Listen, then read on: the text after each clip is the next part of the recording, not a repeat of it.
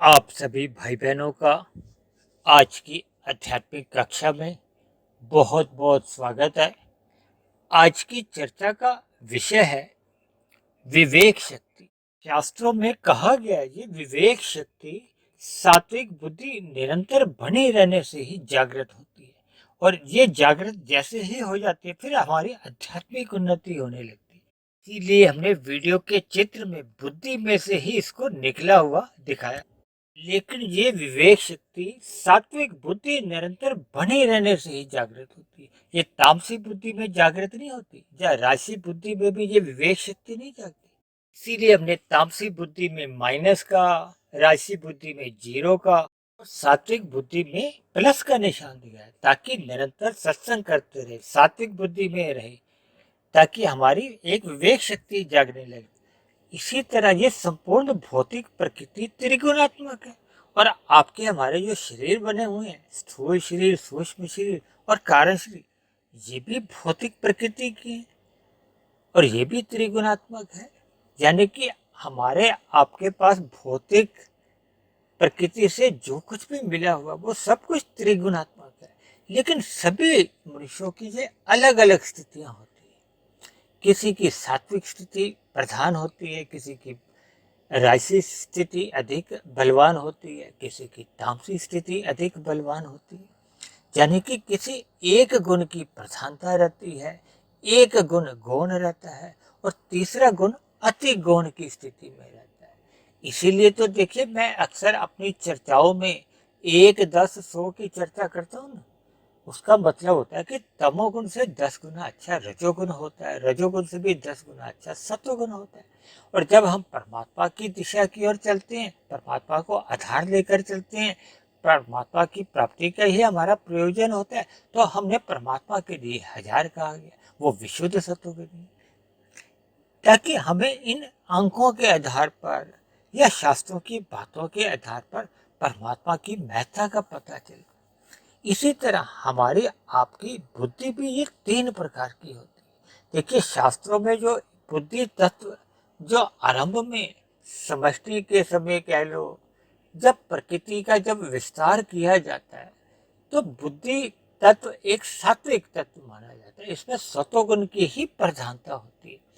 लेकिन जैसे जैसे मनुष्य अपने स्थूल शरीर के संपर्क में आता है, तो ये शास्त्रों में इसको इंद्रिय दोष कहा गया, क्योंकि हमारा आपके स्थूल शरीर सभी के, मेरे आपके चाहे साधु संत हो, सभी के ये स्थूल शरीर तामसिक कहेंगे, क्योंकि ये पृथ्वी जल अग्नि वायु आकाश के बने हैं। और कितने अचंभे की बात है कि आपके हमारे स्थूल शरीर के जो एक सूक्ष्म तत्व है, गंध, रस, रूप, स्पर्श और शब्द, ये भी 5 जो सूक्ष्म तत्व हैं, इन्हीं से ही आपके हमारे स्थूल शरीर बनते हैं।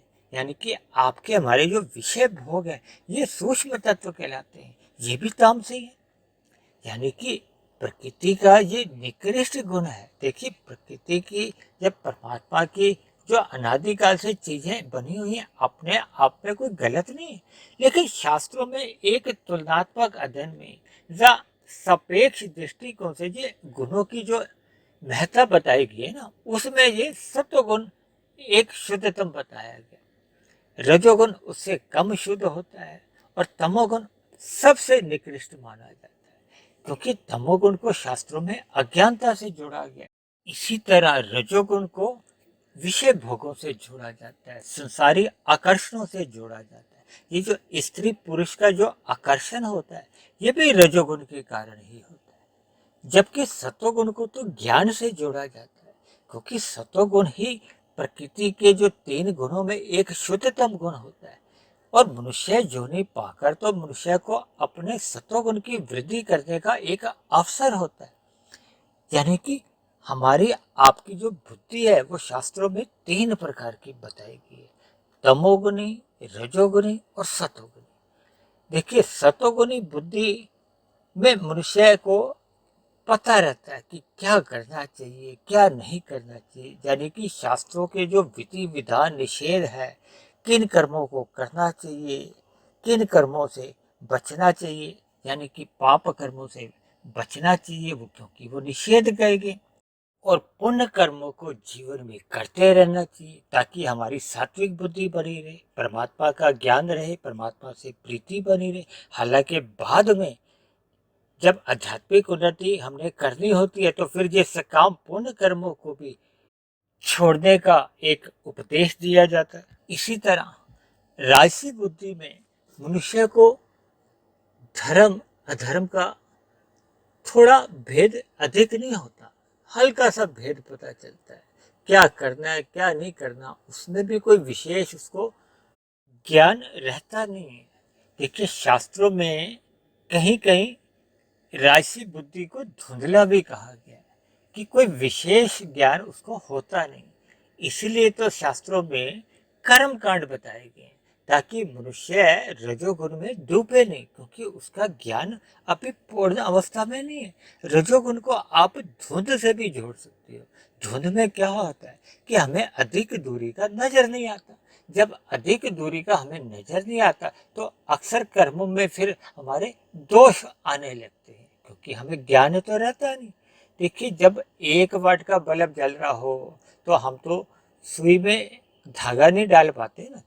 1 वाट के बाद अगर 10 वाट का लगा हो तो थोड़ी अधिक रोशनी होती, और 100 वाट का हो तो बुरी रोशनी होती। इसी तरह देखिए तमोगुण को आप 1 वाट का बल्ब भी समझ सकते हो, रजोगुण को आप 10 वाट का बल्ब समझ सकते हो, और सतोगुण को आप 100 वाट का बल्ब भी समझ सकते हो। देखिए ये एक दृष्टांत होते हैं समझने के लिए, बात की एक तह तक जाने के लिए, बात को गहराई से समझने के लिए, ताकि ये उदाहरण फिर हमें जीवन में सदा ही ज्ञान देते रहते हैं, परमात्मा से जोड़ने में ये मदद करते हैं। हमारी आपकी जितने भी ज्ञान की बातें होते हैं उसको आगे समझने में ये सहायक होते हैं। यानी कि रजोगुण में मनुष्य को कोई साधारण ज्ञान भी अधिक नहीं रहता, और तमोगुण में तो देखिए स्थिति और भी अधिक भयानक हो जाती है, क्योंकि तमोगुण को अंधकार से जोड़ा गया, अज्ञानता से जोड़ा गया। देखिए एक साधारण परिस्थितियों में भी हमें जब रोशनी नहीं होती, अंधकार होता है तो क्या दिखाई देता है? अंधकार ही दिखाई देता है। यानी कि आपने हमने जब भी कुछ कर्म करने होते हैं, भले ही हमारे पास आंखें भी हैं, लेकिन बाहर अगर अंधकार है तो हमारी आंखें होने के बावजूद भी हमारा शरीर ठोकरे खाता है। हमने एक स्थान से दूसरे स्थान पे जाना हो तो बहुत ही मुश्किल आ जाती है। यानी कि अंधकार की स्थिति रहती है, अज्ञानता की स्थिति बनी रहती है।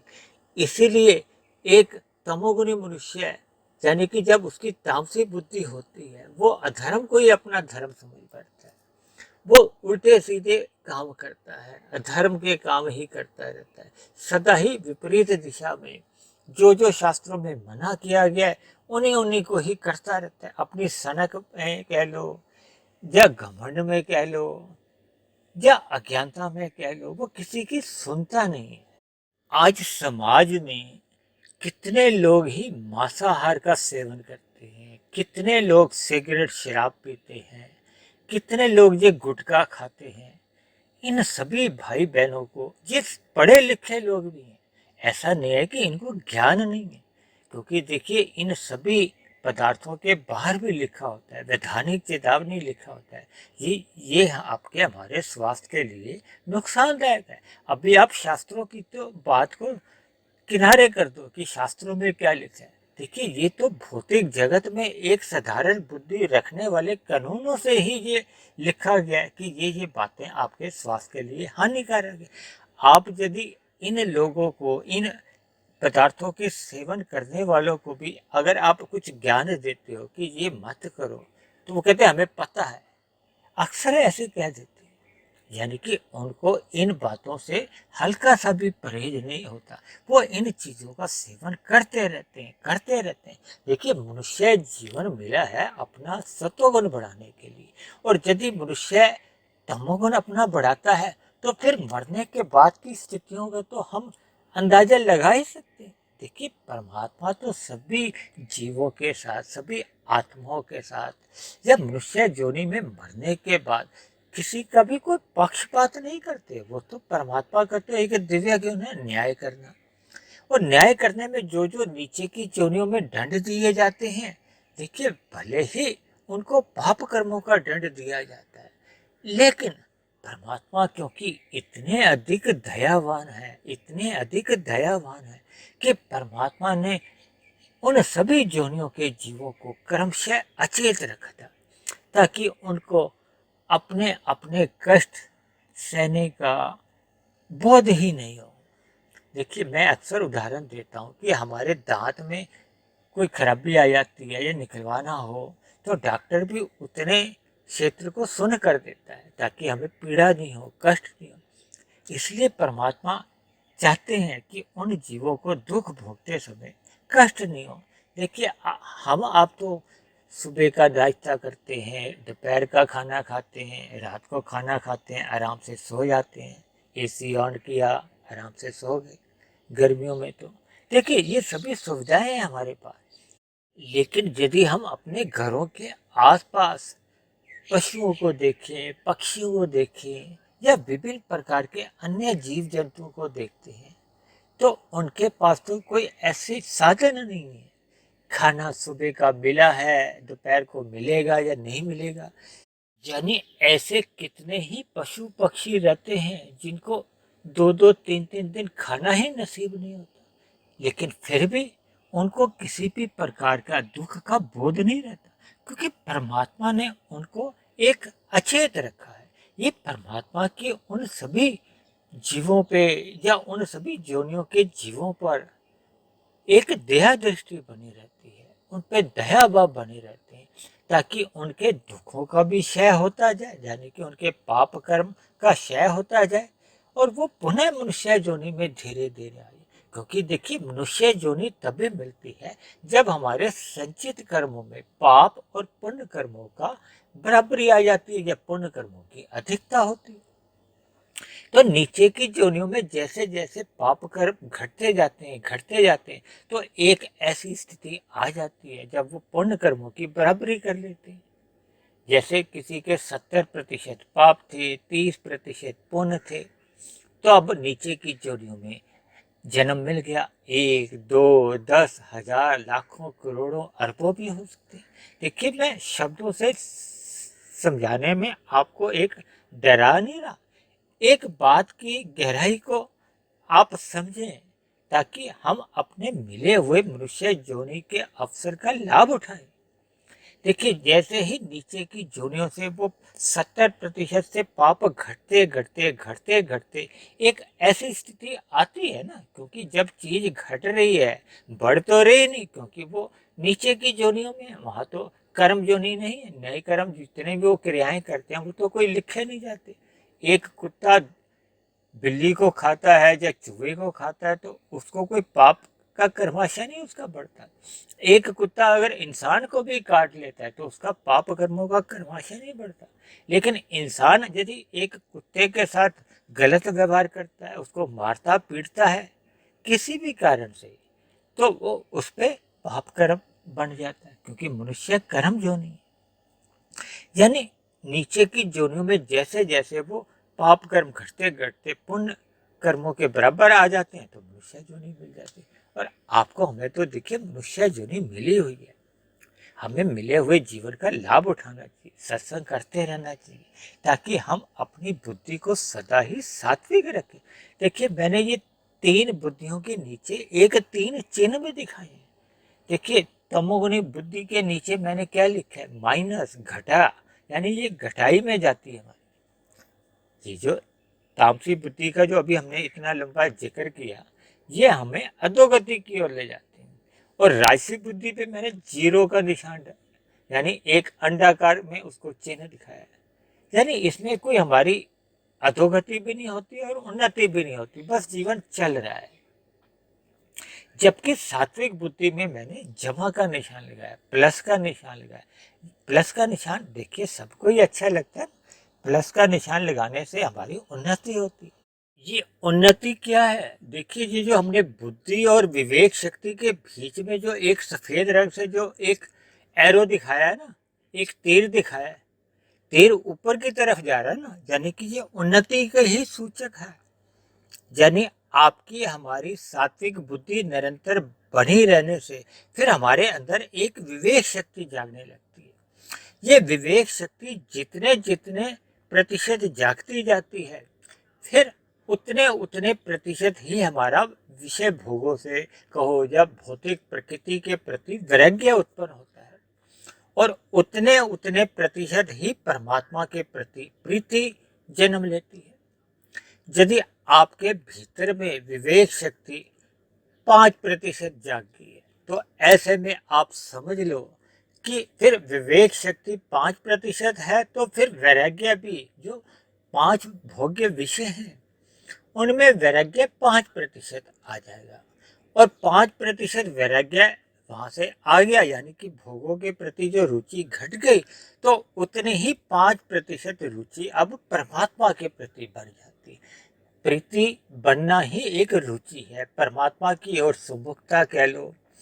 लेकिन अभी भी देखिए, प्रकृति के भोगों की ओर सुमुखता 95% है, तो 95% तो बहुत अधिक होता है। देखिए 95% से फिर जैसे जैसे ये घटता है, जैसे जैसे हमारी विवेक शक्ति बढ़ती है, और विवेक शक्ति कैसे बढ़ती है, जब हम सात्विक बुद्धि का संग करते हैं, यानी कि अपने हम सात्विक बुद्धि ही बनाते हैं, और सात्विक बुद्धि बनती है सतोगुण का संग करने से। संग क्या है, यानी कि ज्ञान में स्थिति में रहना, सत्संग में अपने आप को स्थित रहना। देखिए सदा हम अपने स्थूल शरीर को सत्संग में तो नहीं रख सकते, हम सदा तो ये वीडियो नहीं सुन सकते, सदा तो मैं भी कोई वीडियो नहीं बना सकता, हमारी भी आपकी दिनचर्या होती है, और भी कई प्रकार के हमारे भौतिक जगत के कुछ कार्य होते हैं, यानी कि आपके हमारे स्थूल शरीर की कुछ आवश्यकताएं होती हैं, हमारे कुछ सामाजिक दायित्व होते हैं, समाज के प्रति कुछ जिम्मेदारियां होती हैं, सरकार के प्रति भी हमारी आपकी कुछ जिम्मेदारियां रहती हैं, प्रकृति के प्रति भी कुछ हमारी आपकी कुछ कर्तव्य होते हैं, यानी कि इन सभी के प्रति भी हमें कुछ अपने कर्तव्य कर्मों को निभाना होता है। यानी कि मनुष्य को स्थूल शरीर के स्तर पर हमेशा सत्संग करना संभव नहीं है, लेकिन मन के स्तर पर देखिए, हमारा मन और बुद्धि में हम सदा ही विचारों से सदा ही परमात्मा का चिंतन कर सकते हैं, और ये जब चिंतन बना रहेगा हमारी, तो सात्विक बुद्धि बनी रहेगी, तो हमसे कभी भी पाप कर्म नहीं होगी। कोई भी पाप कर्म होने से पूर्व देखिए हम विचार करते हैं ना, कोई अनजाने में तो पाप कर्म नहीं किसी से हो जाता, वो भोगों से प्रेरित होते हैं। कोई भी मनुष्य पाप कर्म करता है तो उसके पीछे उसके भोग छिपे होते हैं। एक मनुष्य अन्य जीवों के साथ जब छल कपट ठगी हेरा फेरी चतुराई करता है, तो किस लिए, वो उसका उद्देश्य होता है कि मुझे इसके प्रति, इसके बदले में मुझे धन की प्राप्ति अधिक होगी, फिर मैं ये सुख सुविधा के साधन खरीदूंगा जिससे मेरा जीवन सुखमय बीतेगा, या मैं इन इन भोग्य पदार्थों को खरीद सकूंगा। यानी विभिन्न प्रकार के भोग विषय ही उसके पीछे का कारण होते हैं। लेकिन जब मनुष्य सात्विक बुद्धि में रहता है, ज्ञान में स्थिति में रहता है, तो फिर उसको धर्म अधर्म का जो एक भेद होता है उसका ज्ञान रहता है, और जैसे जैसे परमात्मा के प्रति समुखता बढ़ती है, तो फिर वो वैराग्य तो वैसे ही बढ़ता जाता है। 5% से 7 होगा, फिर 10, 15, 20, 25, ऐसे ऐसे करके वैराग्य बढ़ता रहेगा। देखिए ये जितनी भी ज्ञान की स्थिति है, ये एक दो वीडियो सुनने से या एक दो शास्त्र पढ़ने से नहीं होती। देखिए कभी कभी हम सतोगुण के प्रभाव से इन सभी गतिविधियों में अपने आप को लिप्त कर लेते हैं, लेकिन प्रकृति में देखिए रजोगुण भी आता है, तमोगुण भी आता है। जब रजोगुण आता है तो फिर हमारा पहले का जो सतोगुण में जो ज्ञान लिया होता है वो थोड़ा धुंधला पड़ने लगता है, क्योंकि ये प्रकृति के गुणों से हम भाग नहीं सकते। देखिए बारिश सर पर तो ये बने ही रहते हैं ना, 8 घंटे का रजोगुण रहता है, 8 घंटे का सतोगुण रहता है, 8 घंटे का तमोगुण भी रहता है। इन पे भी हमने अक्सर चर्चाएं की हैं, और बड़ी लंबी लंबी हमने चर्चाएं की। अक्सर मनुष्य इन सभी चर्चाओं को एक महत्व नहीं देता, ध्यान से नहीं सुनता। अक्सर एक साधारण मनुष्य इन लंबी वीडियो को देख के बीच बीच में से सुन लेते हैं, तो देखिए ज्ञान की बातें हैं, वो भी सूक्ष्म ज्ञान की बातें हैं। जब हम भौतिक जगत में भी जब शिक्षा लेते हैं, तो परीक्षा से पहले अगर हम बीच बीच में से कुछ कुछ पढ़ लेते हैं, सुन लेते हैं, तो क्या हम परीक्षा में पेपर देने जाते हैं तो क्या हम पास हो सकते हैं? नहीं, कभी भी नहीं। देखिए, जिन जिन विद्यार्थियों के भी 90% अंक आते हैं, 95% आते हैं, 99% आते हैं, 100% भी आते हैं, तो ऐसे विद्यार्थी एक एक पन्ने को बार बार पढ़ते हैं, यानी कि ज्ञान में स्थिति में रहते हैं। देखिए, जब भौतिक जगत के प्रति ये नियम है, तो फिर आध्यात्मिक ज्ञान तो और भी सूक्ष्म है। देखिए, आत्मा और परमात्मा तो इतने सूक्ष्म है। देखिए, परमात्मा तो हर कण कण में विद्यमान है, लेकिन आपको हमें तो महसूस नहीं होता। देखिए, जैसे ही हमारे सामने भी अगर किसी की मृत्यु होती है, तो उसकी आत्मा बाहर जाने से ही कहा जाता है ना कि आत्मा का इस स्थूल शरीर से संबंध विच्छेद हुआ, तभी मृत्यु होती। तो किसी भी मनुष्य को या डॉक्टर को तो ऐसा बोध नहीं होता कि वो सामने मेरे आत्मा निकल के बाहर गई। यानी कि सूक्ष्म तत्व ऐसे हैं जिनका हमें प्रत्यक्ष रूप से बोध नहीं होता। ये जैसे जैसे मनुष्य इन ज्ञान की स्थितियों में अपने आप को स्थित कर लेता है, तो फिर ये सूक्ष्म विषय जो शास्त्रों के जितने जितने गूढ़ विषय होते हैं, वो आरंभ में हमें कभी कभी बहुत ही अजीब से लगते हैं, जिनको एक साधारण मनुष्य पढ़ने से भी बचता है, समझ नहीं आता, कभी कभी सिरदर्द भी हो जाती है। मेरे पास तो अक्सर आरंभ में कई भाई बहनों के ऐसे ऐसे फोन भी आए कि आपकी सूक्ष्म बातें तो हमें समझ ही नहीं आती, इसलिए हम आपका वीडियो सुनने में हमारी कोई रुचि नहीं है, क्योंकि हमें समझ ही नहीं आती।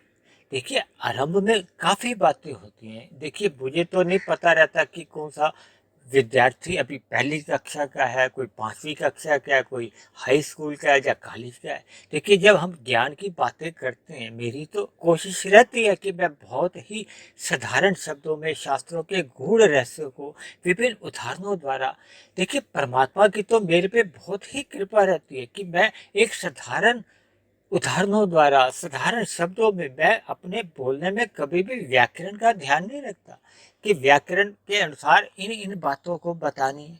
मैं तो देखिए, शब्दों का उच्चारण जैसे संभव होता है मैं करने का प्रयास करता हूँ कि बात आपको समझ में आ जाए, जैसे मैं आपके आमने सामने ही बात कर रहा हूँ।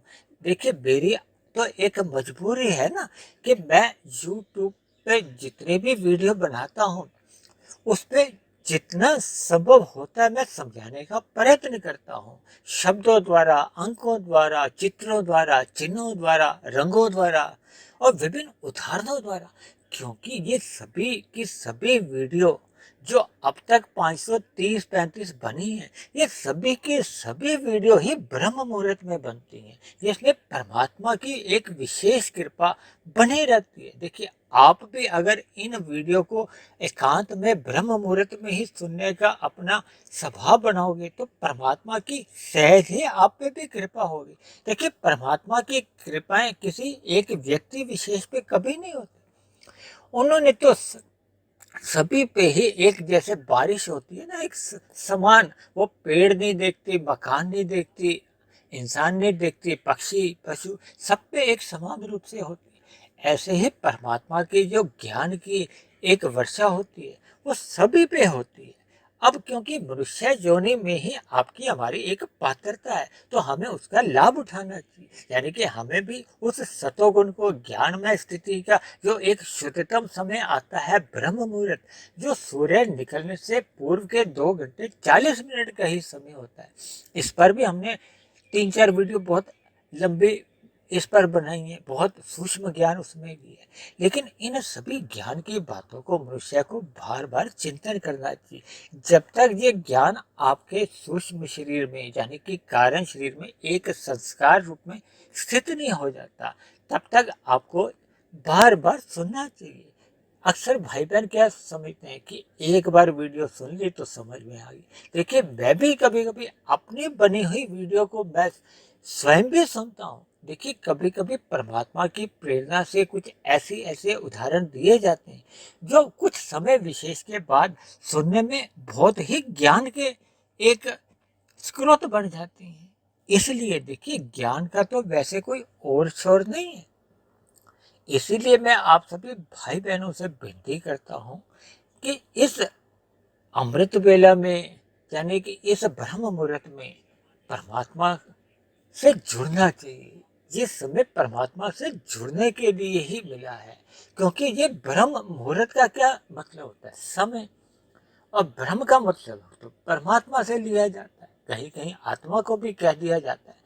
यानी कि इन सभी परमात्मा के विषयों को जानने के लिए परमात्मा से जुड़ना चाहिए। यही एक प्रकृति का एक शुद्धतम समय होता है। इसको सोने में नहीं गंवाना चाहिए। देखिए, सोना तो एक तमोगुणी वृत्ति है।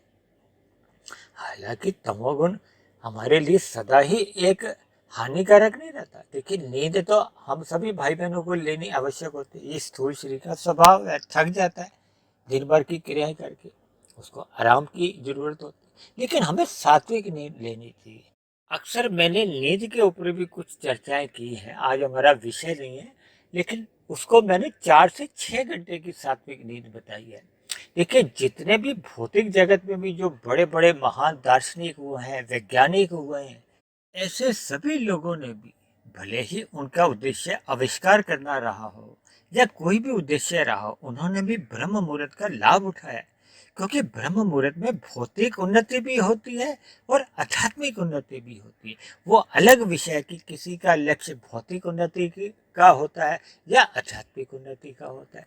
क्योंकि हम नींद में तो देखिए, ना तो भौतिक उन्नति कर पाते हैं, ना ही हमारी आध्यात्मिक उन्नति होती है। ये तो हमारे 24 घंटे में जितना कम समय हम नींद का लेते हैं, लेकिन अपने शरीर को उतनी ही स्फूर्ति पाने में सफल हो जाते हैं। तो फिर हमारे पास कार्य करने के अधिक घंटे बचते हैं। यानी कि मनुष्य को परमात्मा से जुड़ने के लिए, यानी कि विवेक शक्ति अपनी जितनी अधिक बढ़ाता जाता है मनुष्य, वो तभी संभव होता है कि जब मनुष्य की ये सात्विक बुद्धि रहती है। अब जैसे जैसे मनुष्य की विवेक शक्ति बढ़ती जाएगी, ये विवेक शक्ति हमारी एक ज्ञानमय स्थिति रहती है, जिसमें हमें ये प्रकृति और जो आत्मा परमात्मा का जो एक सूक्ष्म भेद रहता है, या आध्यात्मिक बातें जो एक सूक्ष्म स्तर पर होती है, फिर वो हमें समझ में आने लगती है। देखिए, सात्विक बुद्धि में हमें संसारी बातें भी अच्छे स्तर पर समझ आती है, धर्म का एक अच्छा खासा ज्ञान आ जाता है। लेकिन मैंने बताया ना, शास्त्रों के जो एक गूढ़ रहस्य है, आत्मा परमात्मा के बहुत ही सूक्ष्म विषय होते हैं, ये विवेक शक्ति जागने पे ही समझ आते हैं।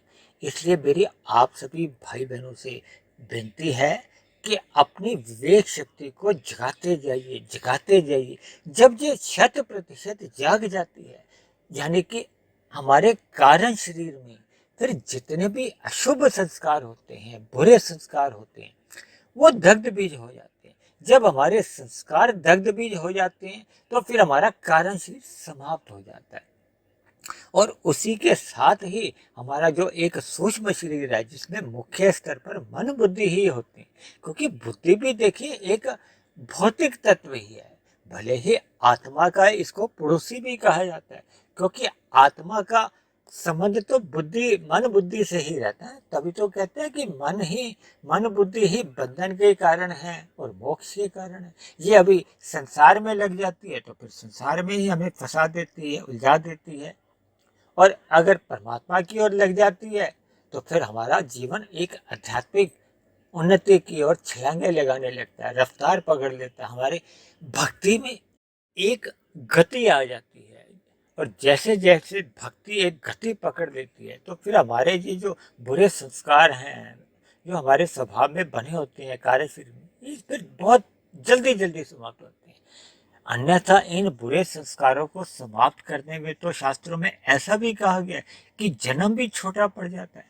देखिए, एक बुरा संस्कार आपने भी अपने जीवन में महसूस किया होगा। कोई भी एक बुरा संस्कार आप समाप्त करने की कोशिश करते हो, तो उसमें 10 साल लग जाते हैं, 20-20 साल लग जाते हैं। इसी तरह हमारे कारण शरीर में कई जन्मों के जो बुरे संस्कार बने हुए हैं, इनका हमें प्रत्यक्ष बोध नहीं होता। लेकिन जब जब हमारे मन बुद्धि में जो फुरने उठते रहते हैं ना, अब ये करो, अब ये करो, या कभी कभी जो हम ना चाहते हुए भी पाप कर्म कर जाते हैं, तो वो हमारे बने हुए संस्कारों का ही एक प्रभाव होता है।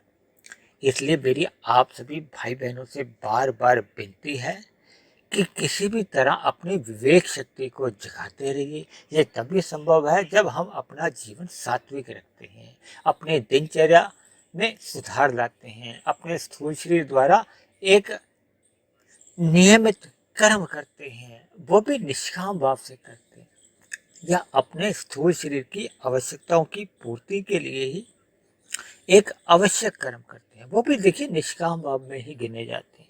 यानी कि जो भौतिक जगत में जो बंधन के जितने कारण हैं, उनसे हम अपने आप को अलग करते जाते हैं, और परमात्मा से जितना जितना जुड़ना होता है फिर हम जुड़ते जाते हैं।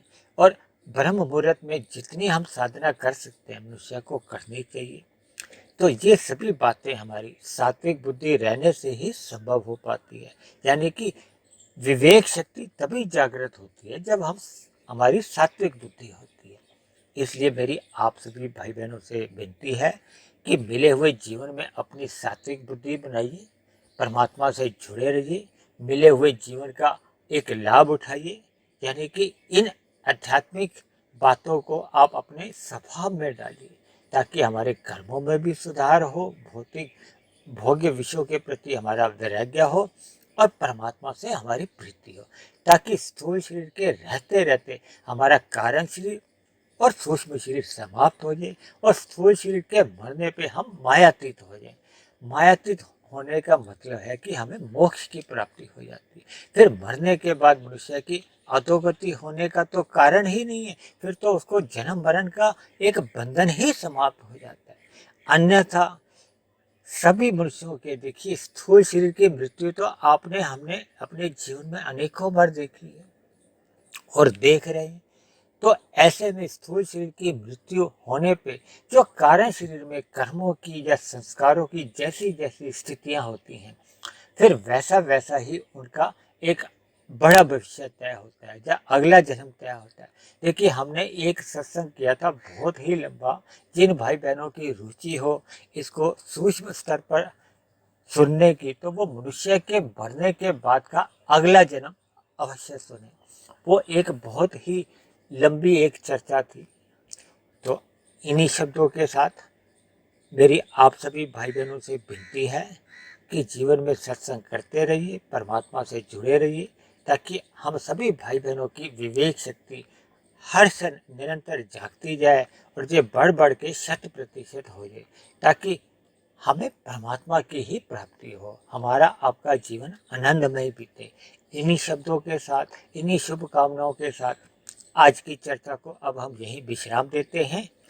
आप किसी भाई बहन का कोई प्रश्न हो, कोई मेरी कही की बात आपको समझ में नहीं आई हो, या मेरी कही की बात आपको आधी अधूरी लगती हो, तर्क संगत सही नहीं लगती हो, तो आप नीचे दिए गए कमेंट बॉक्स पर जाकर आप अपने प्रश्न भी लिख सकते हैं।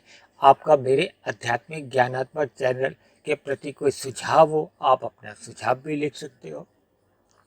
और मेरी कही गई बातों पे आपकी किसी भी तरह की कोई शिकायत हो, मतभेद हो या आपत्ति हो, तो आप नीचे कमेंट्स बॉक्स पर जाकर लिख सकते हैं।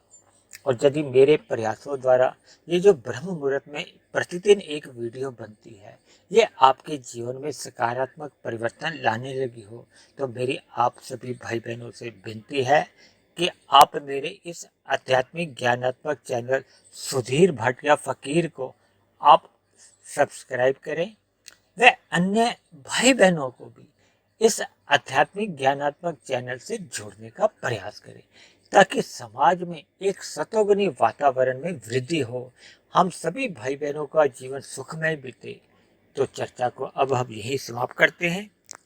कल फिर मिलते हैं एक नए विषय को लेकर, एक नए संदेश के साथ।